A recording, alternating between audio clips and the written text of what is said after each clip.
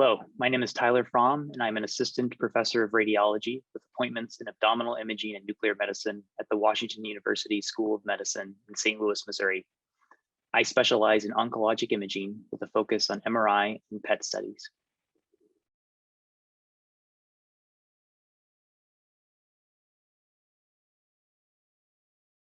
What is MRI contrast and what are its risks and benefits?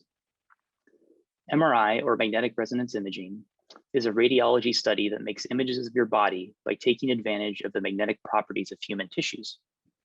Depending on the reason for your MRI, you may receive a special liquid called contrast material during the examination. This contrast material is usually given through an IV catheter inserted into a vein in the arm. The purpose of giving the contrast material is, one, to make it easier for the radiologist to identify sites of potential cancer involvement, two, to help differentiate between cancerous and non-cancerous lesions, and three, to assess the blood vessels and their relationship to tumors.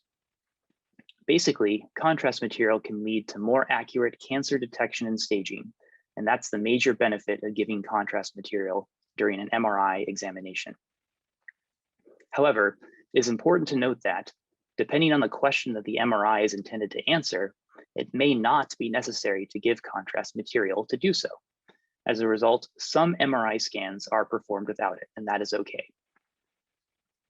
The contrast material for an MRI study is different from what you may have received for other imaging studies, like a CT scan. In CT, contrast material is iodine-based. In MRI, contrast material is gadolinium-based. It's good to know about this difference because of some potential risks of gadolinium that I'll talk about in a moment.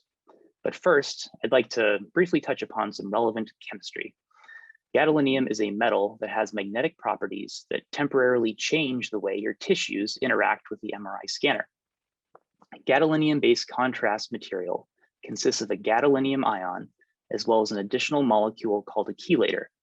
You can think of the chelator as a cage into which the gadolinium is placed to prevent it from depositing in the body. This is something we want to avoid for reasons we'll discuss in a moment. It is the job of the molecular cage to hold onto the gadolinium during your MRI scan until the gadolinium-based contrast material can be naturally eliminated from your body. Most types of gadolinium-based contrast material leave the body through the urine. In patients with normal kidney function, nearly all of the contrast material will have left the body within several hours after it is administered. Now, about those potential risks. Gadolinium-based contrast material has been used for MRI examinations since the 1980s. Around 2006, it was recognized that a small number of patients that had received gadolinium-based contrast material for MRI examinations had developed a condition in which scar tissue began to deposit in their skin and other organs. This condition was called nephrogenic systemic fibrosis, or NSF. NSF was found to occur almost exclusively in patients that had received the gadolinium-based contrast material at a time when their kidneys were severely impaired. It was thought that the severe kidney damage caused the contrast material to remain in the body for a long period of time, increasing the chances that the gadolinium could get out of its molecular cage and deposit in the body. And this resulted in NSF in a very small number of patients.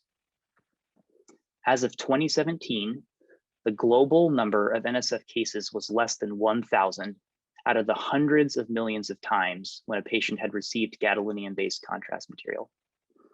In short, the chances of developing NSF from MRI contrast material are very small. Moreover, patients are now routinely screened for kidney damage prior to undergoing an MRI examination with contrast material. Additionally, new types of contrast material have been developed that provide a much stronger cage for the gadolinium.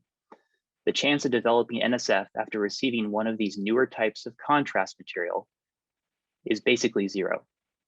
As a result, newer types of contrast material are considered safe for all patients except those with the most severe forms of kidney disease. MRI contrast material also carries a very low risk of an allergic reaction.